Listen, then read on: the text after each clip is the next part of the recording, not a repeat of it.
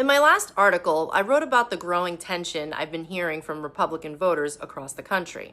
Some are frustrated, some remain fiercely loyal, and others believe a much larger plan is unfolding behind the scenes. The reactions to that piece confirm something important. The divide inside the broader MAGA coalition is real, but it's widely misunderstood. Because what many people are calling a split between MAGA and America First may not actually be a split at all. It may be something far more complicated, and how it resolves could determine the future of the movement and the outcome of the midterms. To understand the tension, it helps to remember where the movement began. When Donald Trump descended the escalator in 2015, he didn't just launch a presidential campaign, he ignited a populist revolt. Millions of Americans felt abandoned by both political parties. Manufacturing jobs had disappeared from working-class communities, and the institutions that were supposed to represent ordinary people seemed increasingly captured by elites. Trump gave those voters a voice. MAGA became the banner under which that revolt marched.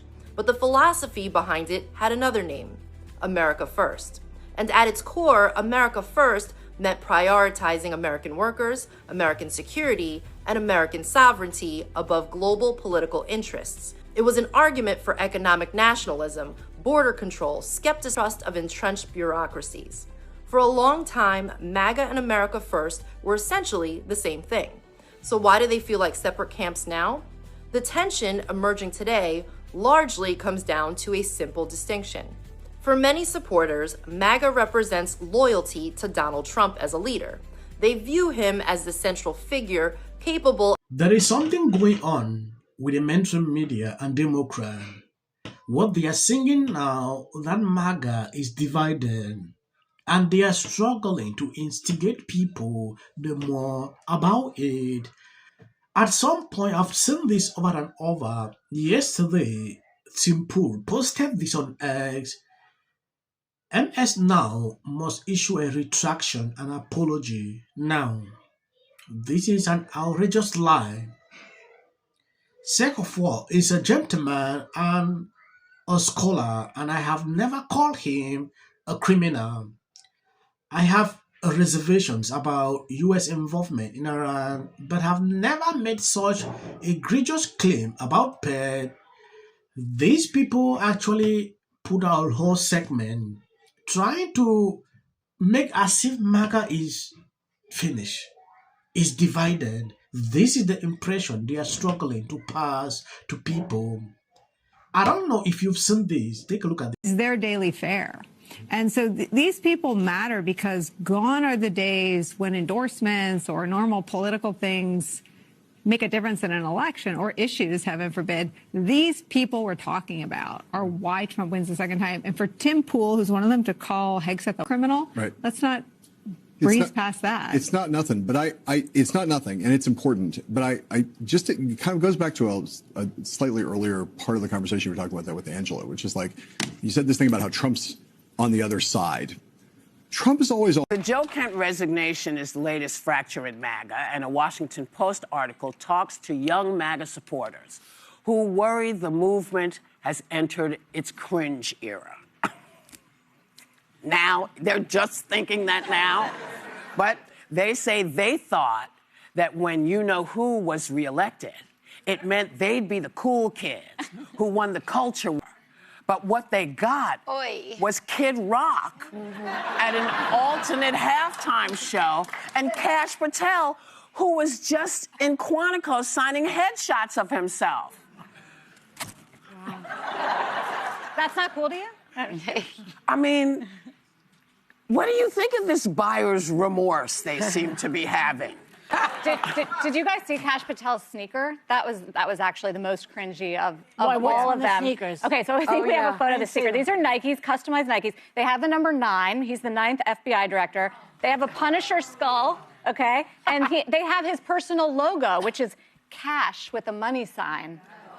Oh my God, is he a rapper? Like, what is he? It's ridiculous. And I acknowledge, like, not so cool, and I'd way cooler to watch Bad Bunny than Kid Rock. Yeah. But you know what? But you know what's also not very cool? What?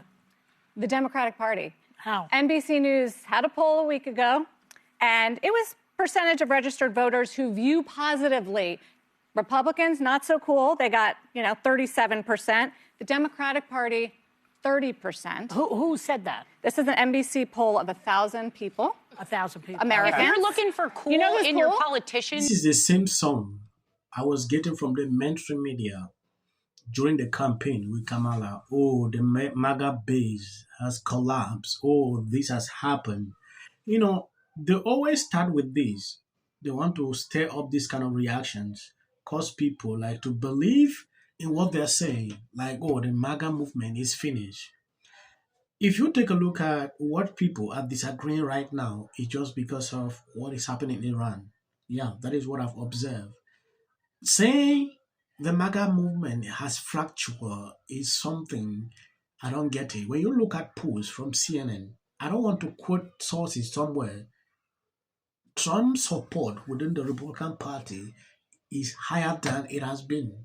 So I don't see where they are getting this information. Some voters interpret criticism of Trump as betrayal. Others believe questioning leadership is necessary to keep the movement grounded in its original mission. Both perspectives come from the same place, a desire to protect the movement, but they express that loyalty in different ways. Another reason tensions are surfacing is that many people forget how broad the original coalition actually was. The MAGA movement was never a single ideological bloc.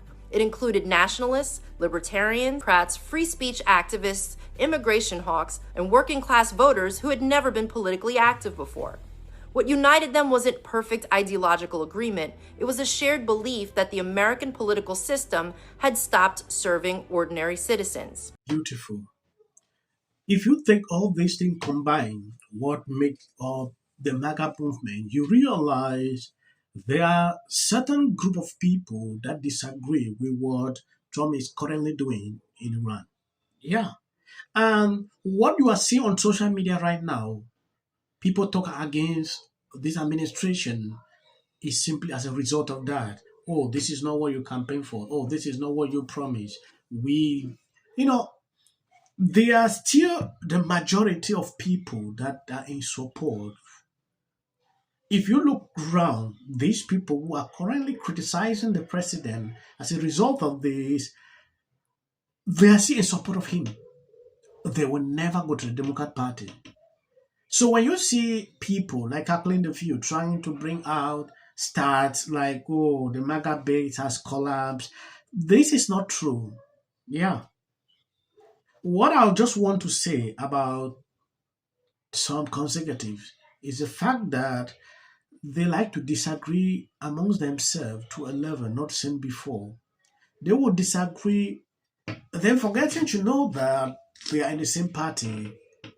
This is actually what I see right now on Twitter. Some struggle to create enemies among themselves. It is very okay to disagree with Trump on some of his policies, some of his decisions. It's very okay. But that doesn't change the fact that you are a conservative. Yeah. I have never seen a president doing things 100% that everyone is happy or aligned with him when they're doing that. There must always be a certain group that will disagree on certain issues. And if these people don't disagree, the president will not understand that what he's doing is not right. Yesterday, this guy decided to leave the Trump administration. It is news everywhere, right? But to me, I was not surprised. I think I'm going to end here. I just wanted you to see what is going on. I want to appreciate people supporting, sharing out the videos. God bless you abundantly. As of the short clips at the end, that is for the white algorithm. You can always skip. You're a man, and consume it. We all lose their jobs. More about the fact that nobody's seeing these movies. Nobody knows what those movies are. For the housekeeping mess that we left in this. And there are also documentaries where you walk around the White House trying on shoes. Well, think about how political issues were addressed last night. Not only is he a great actor. How cool is that? Look at that.